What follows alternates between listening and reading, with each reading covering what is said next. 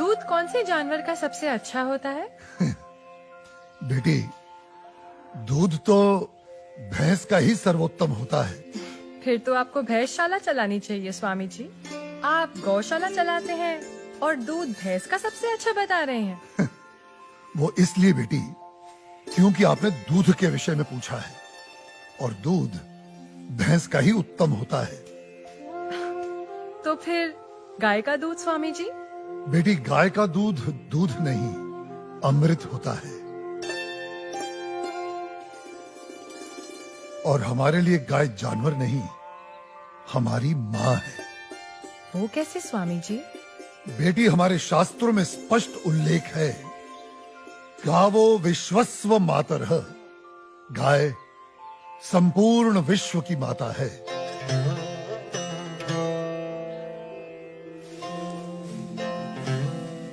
बेटी, गाय ही संसार में एकमात्र ऐसा प्राणी है जिसके अंग अंग से संसार को लाभ प्राप्त होता है।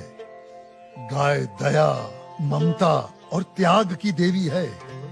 गाय लोक मंगल का स्वरूप है। लोक मंगल का स्वरूप है? वो कैसे स्वामी जी?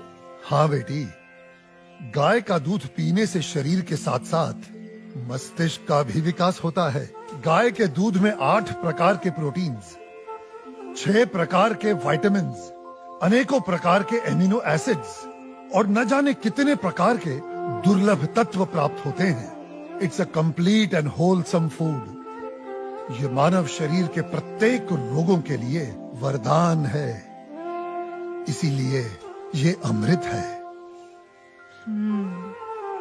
अब तुम गौमूत्र को ही ले लो। गौमूत्र बेटी अद्भुत औषधि है और हमारे आयुर्वेद में तो कई सारी जीवन रक्षक दवाएं गौमूत्र को केंद्रित करके ही बनाई जाती हैं। अच्छा। क्या आपको पता है, अमेरिका अपनी दवाइयां बनाने के लिए काऊ यूरिन इंडिया से ही इंपोर्ट करता है। रियली? अब आओ गोबर पर। काऊ डंग, जिसका अज्ञानी लोग बहुत मजाक उड़ाते हैं, वही गोबर ईंधन और खाद यानी कोल और मैन्योर का काम करता है। It's a natural fuel and fertiliser.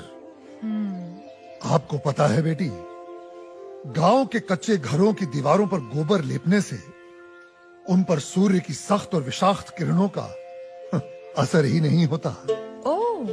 बेटी, हमारे शास्त्रों में कहा गया है कि गाय के खुरों से उड़ी धूल यानी गोधूली अपने मस्तक पर लगाना तमाम तीर्थों में स्नान करने के बराबर है।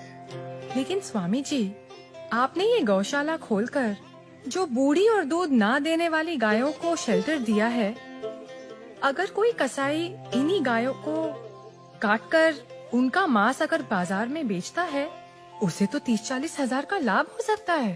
लेकिन आपने तो इन बूढ़ी गायों को शरण देकर उसके पेट पर तो लात मार दी है।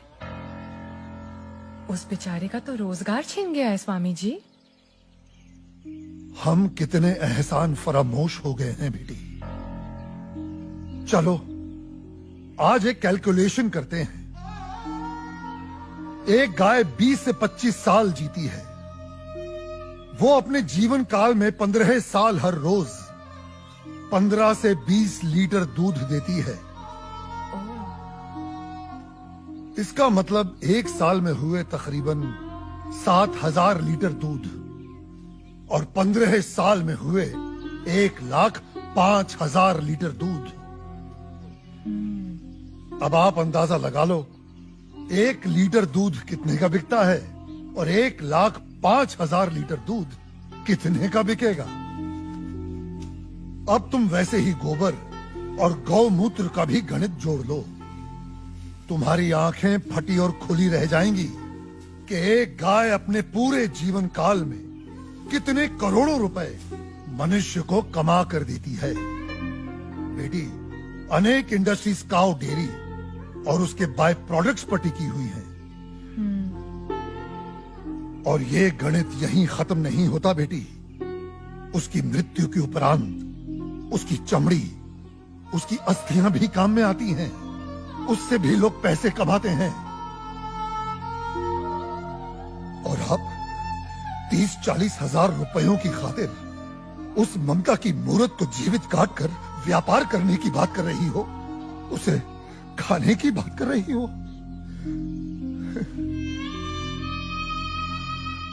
और कितना त्याग, कितना उपकार चाहिए एक प्राणी से। जिस मां ने अपने जीवन काल में हमें इतना धन दिया हो, हमारी सेवा की हो, उसके वृद्ध हो जाने पर, उसके बीमार हो जाने पर हम उसका त्याग कर दें, उसे अबैंडन कर दें। धिक्कार है ऐसी सोच को। बेटी अपनी मां के वृद्ध हो जाने पर उसे बेचा नहीं जाता, उसे काटा नहीं जाता, उसकी सेवा की जाती है। मैं आपकी बात से सहमत हूँ स्वामी जी, लेकिन आपका पॉइंट ऑफ व्यू प्रेजुडिस भी तो हो सकता है, क्योंकि आप एक हिंदू हैं। ओ मैडम जी, आप बिल्कुल गलत बोल रही हैं। मैं एक मुसलमान हूँ और मेरा नाम इस्लाम मुन्ना शेख है और मैं इस आश्रम का ग्वाला हूँ। और हमारे कुरान पाक में कहीं भी गाय के गोश्त को खाना नहीं लिखा है। हम हिंदुस्तान में रहते हैं। अगर गाय हिंदुओं की माँ है तो गाय हमारी भी माँ है। तो इसका मतलब आप भी गौ हत्या के खिलाफ हैं? 100%। हम हिंदुस्तान में गौ हत्या नहीं होने देंगे।